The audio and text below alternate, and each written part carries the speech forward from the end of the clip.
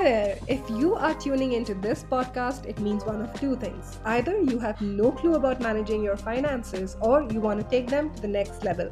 Either way, we've got you covered. Financially Ever After is for the modern day Indian professional who is ready to take control of their financial journey. So let's start building your financial future one episode at a time. Welcome to Financially Ever After. Hi, everyone, and welcome to another episode of Financially Ever After.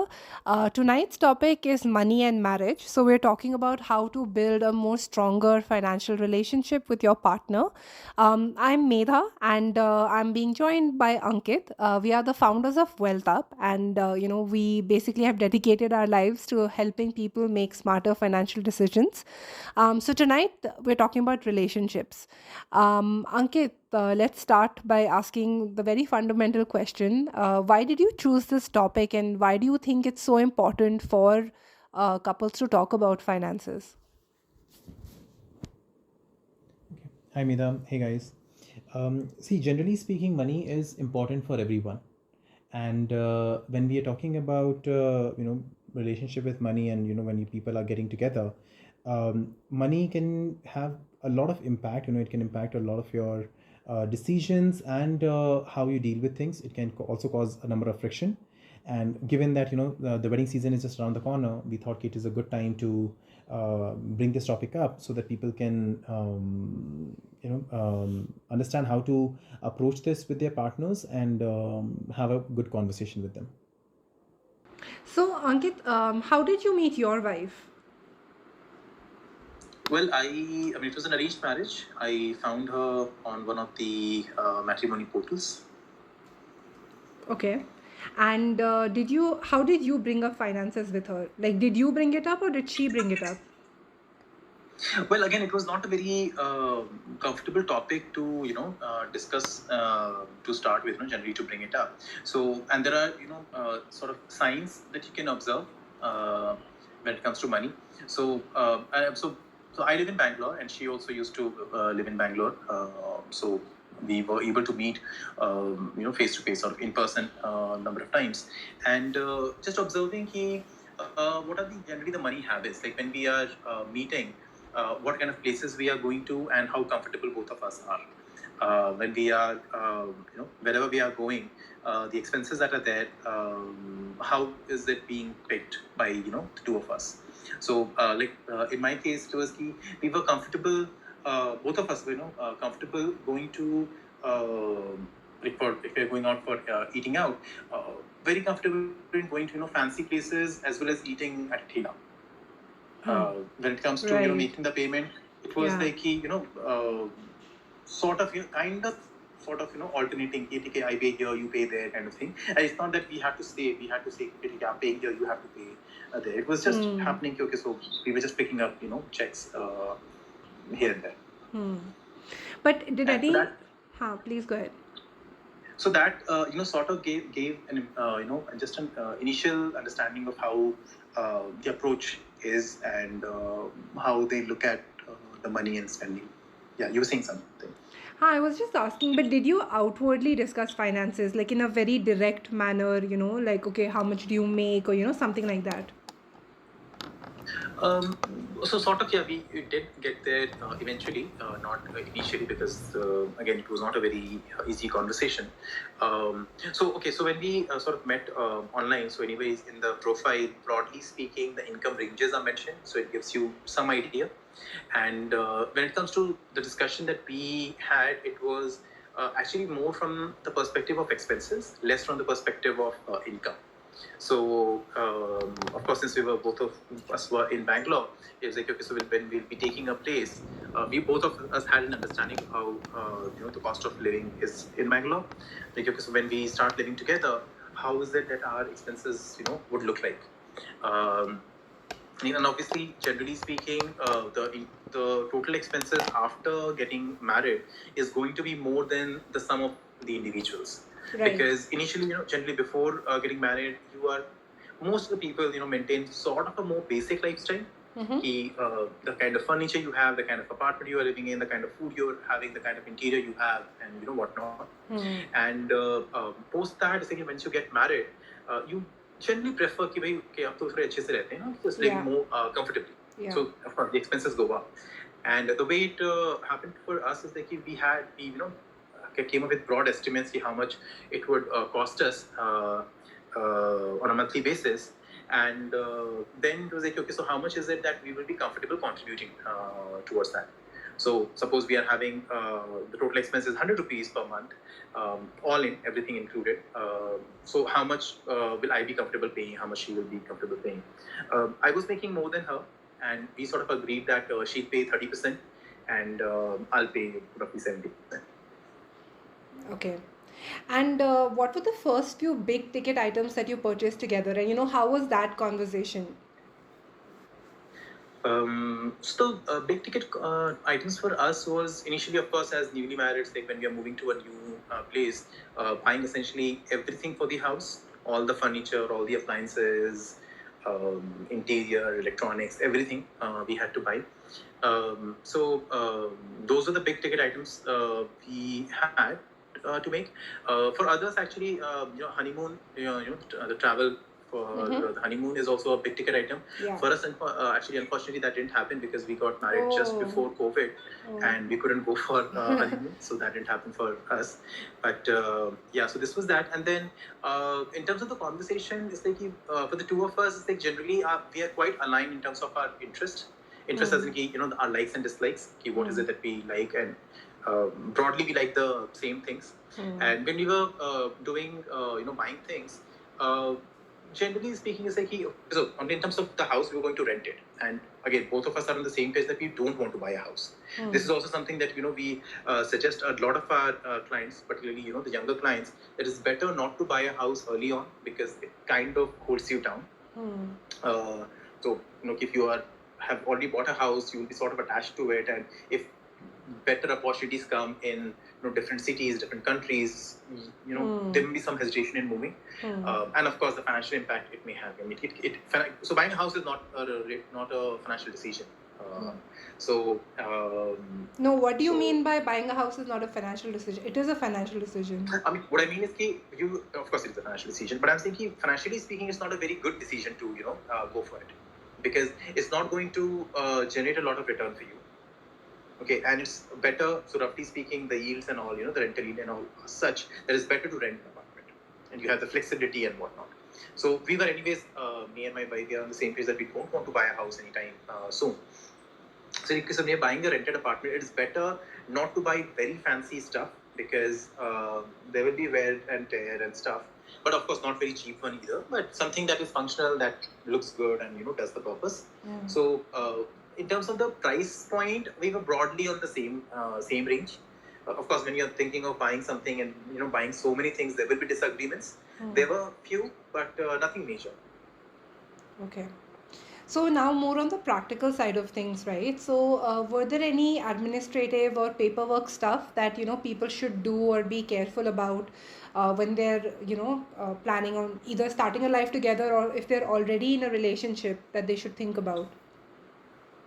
See, particularly after marriage, there are some paperwork items that that you'll have to take care of. Like if the girl is changing her name, ensuring that that new name is reflected in all the documents, like bank account, your Aadhaar, PAN, whatnot.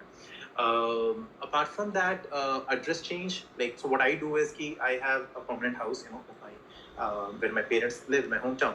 So all my addresses and the bank accounts and all are given there, because in Bangalore, time to time, I move houses, and I don't want to keep updating my address every time when I'm doing it for in every place. So all the credit card, checkbook, everything just goes to my parents' place, and from there they can just send it over to me.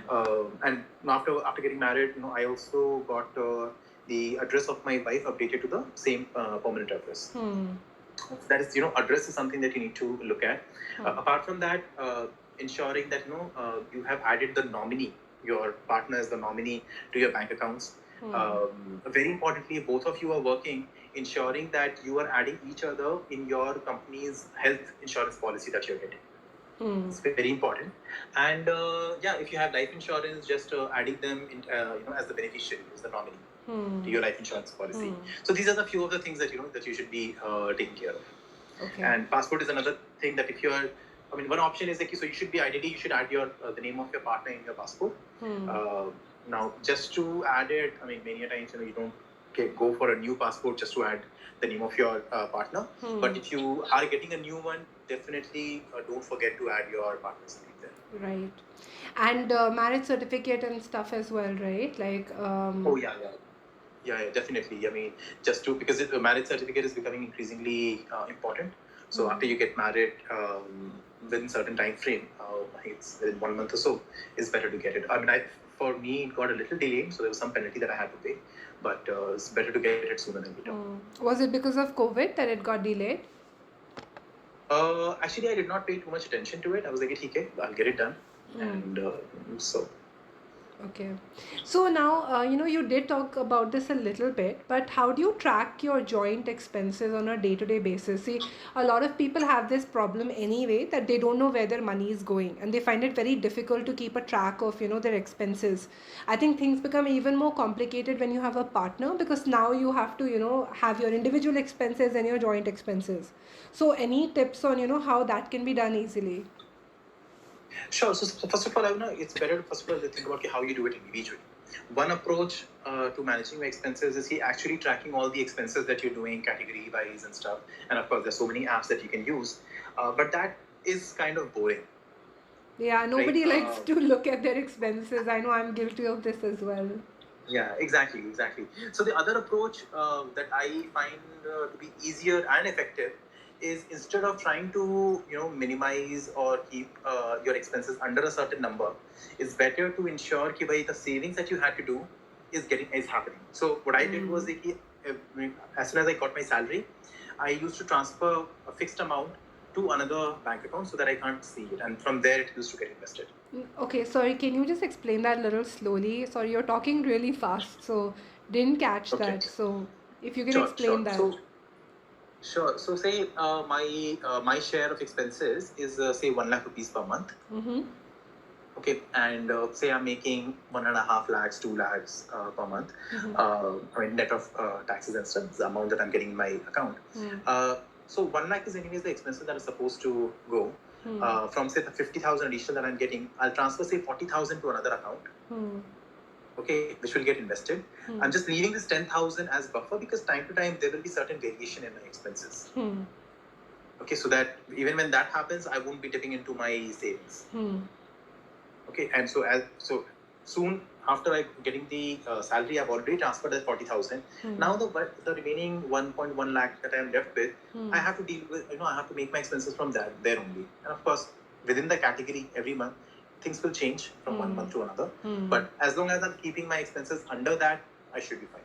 That's actually interesting because then it doesn't matter where you're spending. It's kind of like, when you're a child and you're given pocket money and your parents say, you've been given this 100 rupees and you can do whatever you want with it. So you're doing the same thing where you're saying, I'm leaving this 1 lakh in my account, 1.1 lakh, and then I can, just spend it and it's okay. I don't have to think about where it's going.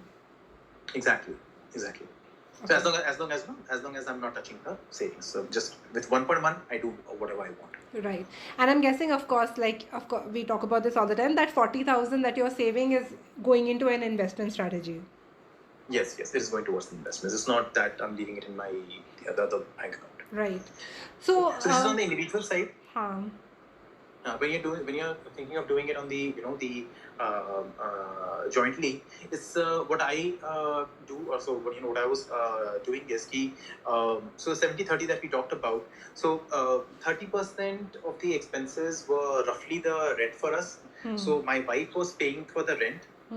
Okay, so her share of the expenses are straight away paid for, and for the remaining expenses that were there during the month, I was making those expenses. I mean, mostly. I mean, of course, there were times when she was also making payment in few cases, but just here and there, small payment here and there doesn't make too much of a difference. But broadly speaking, I was making most of the other payments. So basically, the way that you divided expenses was you basically said, okay, these are the things that I will pay for, these are the things that you will pay for. So then you don't have to track within those categories, and of course, a little bit overlap is fine. Yeah. Okay. So talking about investments, right? How do you approach an investment strategies when you have shared goals? So like of course if I want to buy something, that is my investment strategy that I need to, that is my financial goal. But when you have joint or shared financial goals, so how do you approach that? So, first of all, identifying what the goal is and how the investment strategy for that goal will be. Suppose, I mean, we identified, okay, this is what we want to do, and say, I want to, so jointly, it's like if we have to put in, say, 50,000 per month for that. Mm-hmm. Okay, and then this 50,000, how is it being divided between the two, between me and my wife? Okay, suppose we have said, okay, so 30,000, I'm paying 30,000, she's paying 20,000. So after we have agreed upon it, it's like one option is you create a joint account, joint bank account, joint investment account from which you are making this investment, and from there it's like the payment can go. You both of you contribute the your share to the bank account, and from that investment can be made. Again, I personally didn't do that because I was just a little too lazy to have another bank account and having all the processes in place. So what I did was I used to transfer. So whatever goal we identified, I used to transfer that amount of money from my account to my wife's account.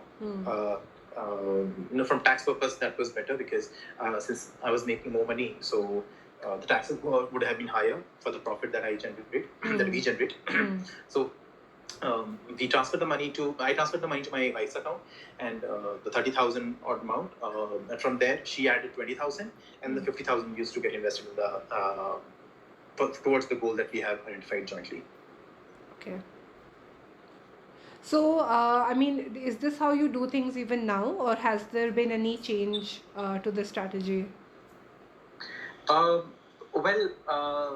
As a founder, things have changed because I'm not getting a salary as such. But otherwise, this is how I would like to do. Like say today, I have a daughter. Okay, she's 1 year old, and we have created a bank account for her. And due to paperwork, we have not been able to get her PAN. That's why we have not been able to open her investment account. So what we do is whatever money she has received from anywhere, we keep it in her bank account, and when there is a good opportunity to make investment, that amount I transfer it from my daughter's account to my wife's account, and from there we are identified with this is the specific fund we are investing in for her. So that fund is for her. We invest in that fund. Okay, cool. All right, so I think that is interesting in terms of some practical tips. There's another term that I have heard of. It's called HUFs. So can you tell us what they are, and who is it for? Sure. So HUF stands for Hindu Undivided Family. Essentially, what it means is you are creating another legal entity wherein a Hindu family can create it, and then you can start transferring some of the assets. There are ways, there are paperwork that has to be completed, but after that you can transfer some of the assets to the HUF. Okay. Now, HUF becomes the owner of it, and say me, my wife, and my daughter are a part of it, and it'll be easier for me to transfer the funds, the wealth, to the next generation using the HUF route. And also that because HUF is a separate legal entity, what that means is it will have its own PAN, it will have its own income tax deductions and tax filing, everything. Okay. So there is some amount of paperwork that is involved, and of course some cost associated with it. So when you have a decent amount of money that you are looking to get, now I need to transfer it and stuff to my next generation, that is when it's best to create that. So basically, I guess all like celebrities or really rich people, probably that's how they pass generational wealth to their next generation. So is this only for people who are Hindus, or like because it has Hindu? Only for Hindus. It's only for Hindus, yes. Okay, cool. All right, there has been some speculation, some discussion going on wherein it will be, that other people from other religion can also do that. I'm not sure if it is the resolution has been passed. Okay, so we have someone who would like to ask a question. Do you want to give them rights to speak? Prakirti wants to ask a question. Sure. I'll just bring him on board. Yeah. So, Prakriti, if you want to introduce yourself and then, ask your question. Sure. Hi. So, of course, I'm Prakriti, and I have been working for the last 6-7 years in various startups as such. So, majorly, my work experience has been only in this startup environment. So, when it comes to the financial management or say wealth management as such, when it comes to the compensation and benefits that come with a startup environment, they're very different from Yeah. how a corporate company functions or an MNC functions and what kind of financial support the employees of those companies get. So I think I do have a two-part question basically. One is that me and my wife, we're expecting a baby in the next 1.5 month. And we Oh, want to make sure that congratulations. we are, in the right place and get started in the right way for the baby's financial security in the future. And second is that so we have come from very different relationship with finances personally before we got married. So now that we are married, we still face a little bit of friction with respect to understanding where we have to say budget properly, or how do we classify our needs from wants, and how do we plan it in a secure way that it doesn't keep changing on a month to month basis, but actually has say one set of steps that you can follow on a month to month basis, at least to start with, so that eventually we get to a point where it becomes a part of the process that is very easy to follow, rather than something that you have to break your heads about every month at the beginning of the month. Right. Okay, Ankit, Sure. that is all you. So, Sure. Hi, Prakriti. Thanks for the question. For the first question, Prakriti, as far as first of all, congratulations. Thank you so much. For the baby. See, when it comes to the baby, of course, first of all, you need to plan in roughly 1.5 months or so. The expenses that are associated with the delivery itself. Okay, be aware what is covered from your company, the health insurance that you or your wife are getting from your company, that should cover some or maybe all of the hospital expenses. Explore that option because that is not a small amount. Okay. Next, in terms of the planning for the baby, one approach that I am taking is ki whenever we go anywhere, there's a tika that we can get, and the cash gift that she receives, all of that payment goes in her bank account, and we invest all of it, because as far as all her expenses, all her needs are concerned, anyways we are paying for it. So as far as that is her money, we can invest it now, of course, and we are investing it on her behalf for the very long term, from the perspective that it'll go towards her higher education. So we have something like 15 odd years. So we are building an aggressive portfolio for her. From the very beginning, we have built certain infrastructure around it. We got her Aadhaar card when she was, I think, 2 months or so, and after that, we have opened her bank account so that her money is also separate. It's in the bank account, and from there, we have been investing in stuff. As far as the financial planning is concerned, in the future, what will be needed, that is a little different planning. In addition to what this is the amount that you are putting aside, if you want to put aside some amount for her education and stuff, how you plan for it, that is a separate discussion that I can't have on this particular call, but happy to connect separately on that one. I hope the first part is answered, Prakriti. Yeah, I think to a majority, yes, it is. So would there be any other say paperwork or any resources that you think I could refer to that would maybe give a little bit more clarity in terms of what we can expect with respect to the baby? See, documents I can't propose, but there is actually another startup that we have come across. It's the name of the company is Baby Steps. It's very early stage startup. They have just, I think, started, and they are creating a lot of guides for very young parents, like people who are just become recent parents. You can maybe check them out. I don't know what all content is there, but I know the founder, and he is putting in a lot of effort there.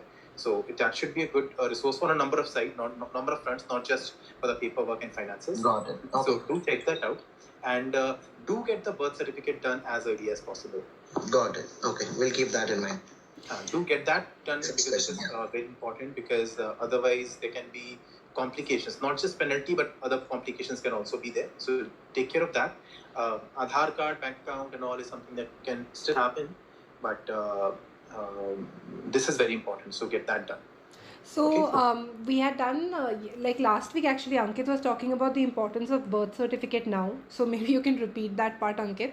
And also Prakriti, maybe you can connect with Ankit and me, because Ankit did a post about this topic a little while back, about documents and stuff for your child's investment, etc. So you can definitely scroll and find it. But if you connect with us and drop me a message, I will help you. Get, like, I'll find that post and share it with you. Okay, sounds good. We'll do that. Okay, so that was on the first question. On the second one, Prakriti, I have a question before I give a response to that. Sure. How easy or difficult is it for you and your wife to talk about money? So I mean, it sometimes it's pretty easy, but majority of the time, if I have to label it, it is quite difficult, because our perspective towards managing money is a little different. In the sense, both of course focus on savings, but the friction comes in where we talk about say particular type of savings, or what would be beneficial in the long run, or what would help us in tax saving format, or let's say expenses as well, what we would define as needs and wants sometimes can get blurry. So majority of the time I think it's a little difficult conversation to have, but when essential, of course, I mean, we do have to talk about it at some time.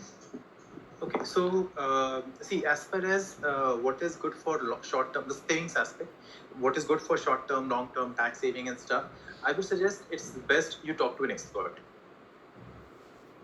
Okay, as far as tax saving, investments and stuff is concerned, it will be much better that you talk to an expert, because you have anyways earlier mentioned that you don't come from a finance background, so it's much better that an expert does that planning.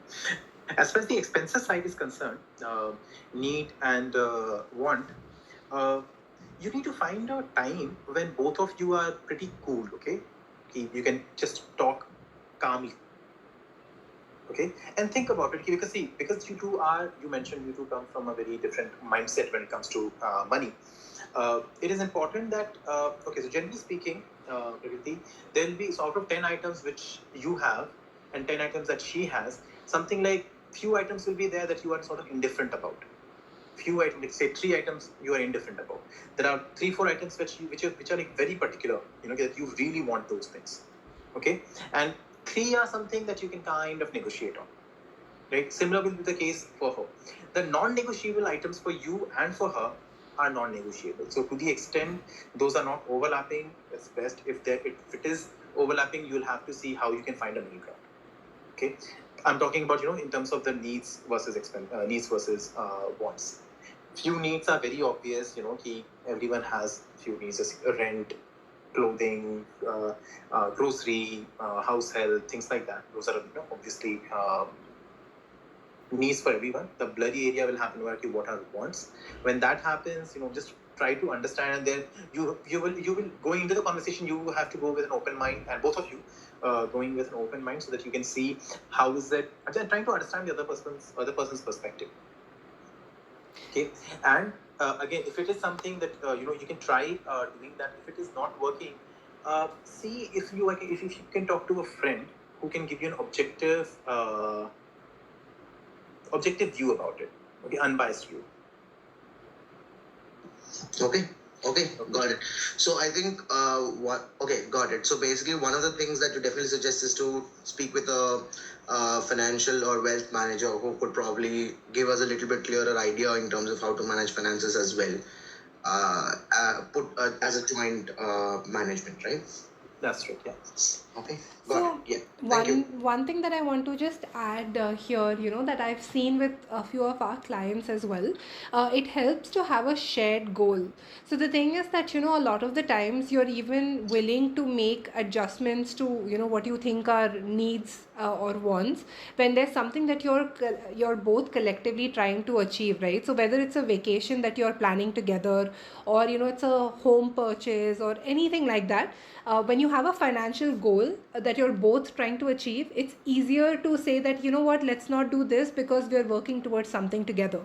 So if you can kind of dream together, if you can be aspirational together, it helps, to push each other and be like, hey, let's kind of do this because we're actually trying to achieve something bigger. Okay, got it. Sounds good. Okay, I think that's something we should definitely try. Yeah. Yeah, and it's more fun, right, to talk about like fun things that you Yeah, want to do and things. It's a nicer conversation to have. definitely, definitely. Yeah, sure. Yeah.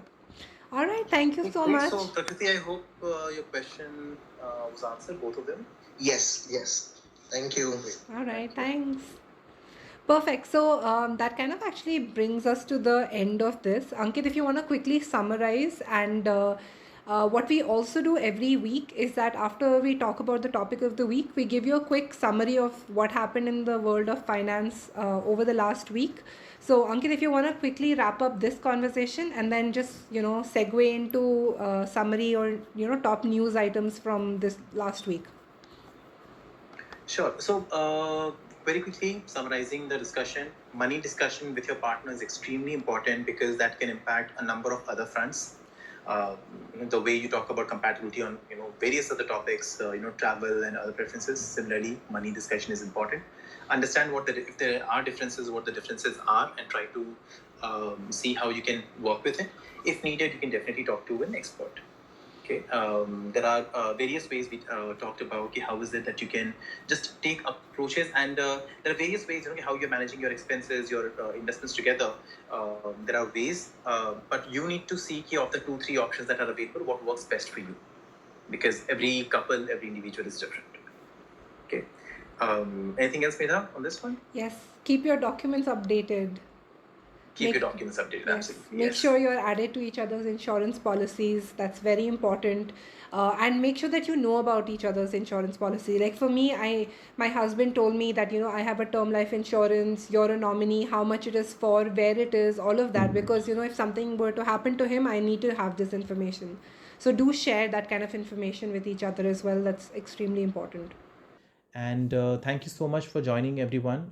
I hope you found this useful. The recording of this podcast will be made available. Medha is going to share that with you all. And yeah, for questions, we will be available in our community. So if there are any questions, we'll be happy to take that. Thank you, everyone. Lovely talking to all of you. Thank you so much. Good night.